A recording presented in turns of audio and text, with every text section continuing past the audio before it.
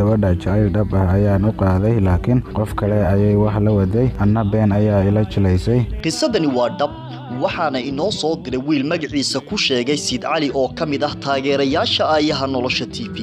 wuxuu yiri ugu horeen waan idin salaamayaa asxaabta Aayaha Nolosha TV waan ka qaadna saaxiib kadib markaan arkay buu yiri qisooyinka jacayl ee aad baahinaysaan iyo siday bulshada uga falcelinayso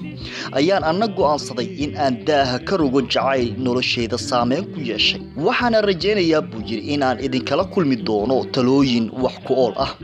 waa tabintii shaacir haddaba daawadayaal si aad uga bogataan sheekooyin iyo qisooyin dhab ah oo quseeya waayaha nolosha ku xirnaaw oo subscribe saar page-kan cusub ee Aayaha Nolosha TV inala wadaag oo inoo soo dir maalmaha murugada iyo mahadada kugu beeray ee aan ka go'in xasuustaada adigoo fariin inoo soo diraya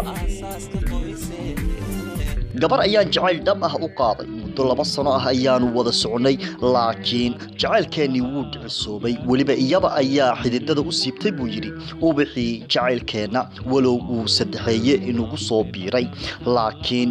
murugada iyo suntii jacaylka aniga ayay isoo raacday buu yiri iyadana farxadii oo dhan ayay qaadatay maadaama ay iqiyaantay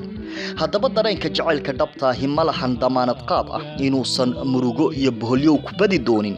oo xaalkiisa ayaaba iska ah kuleel marna qabow macaan marna qaraar kolba waa siduu kuu soo maray ee wuxuu yiri intaan gabadhaasi wada soconay wax shaki ah iguma jirin waxaana u furay qalbiga iyada uun baana ku koobay noloshayda intaan nafteeda ka fakirayay iyo intaan iyada ka fakirayay xitaa waxa ii soo baxday buu yiri inay badnayd intaan iyada ka fakirayay hase ahaatee waxa si kadis ah u maqlay buu yiri in ay wiil kale xiriir kala dhaxeeyo laakiin waxaan go'aansaday buu yiri in aan iyada u sheegin taa bedelkeedana aan si laba jibaaro jacaylkii aan u qabay si aan qalbigeeda uga buuxiyo buu yiri dareen jacayl dhab ah oo aan u adkaysto booskeyga laakiin marba marka ka dambaysa waxay dhagahayga xamili laayeen oo ay maaro u laayeen buu yiri hadallada bulshada ku heeran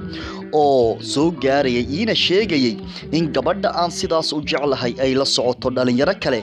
ilaa aan yaqiinsaday buu yiri in ay wiil kale la socoto oo ay ii sheegtay kadib markii ay qarin weysay dareenkeeda waxaan ka codsaday buu yiri in ay isaga harto oo dhankayga u badato maadaama aan si dhab ah u jeclahay laakiin way ka madax adeegtay kadibna waxaan go'aansaday buu yiri in aan ka fogaado inaan xasuusto laakiin aanan u xiisin waan jara xiriirkeedii aniga oo ka xun hase ahaatee jacaylkeeda ayaan qalbigayga ka jari lahay buu yiri waana kan isaga oo ka sheekeynaya asxaabta Aayaha Nolosha waan idin salaamay salaan kadib gabadha jacayl dhab ah ayaan u qaaday laakiin qof kale ayay wax la waday anna been ayaa ila jilaysay markaan ogaaday way ku adkaysatay go'aankeeda aniguna waan ka fogaaday nolosheeda balse waan jeclahay wali markaan is iraahdo ka iloow wajigeeda iyo magacyadeeda waana igu soo noqnoqdaan waana iloowi la'ahay taladiina ayaan u baahanahay waxaad iga caawin kartaan haddaba asxaabta ku xiran channelka Aayaha Nolosha TV waxaynu fursad idin siinaynaa inaad la talisaan dhibanaha si jacayl adigoo fikradiina ku reebaya qaybta commentiga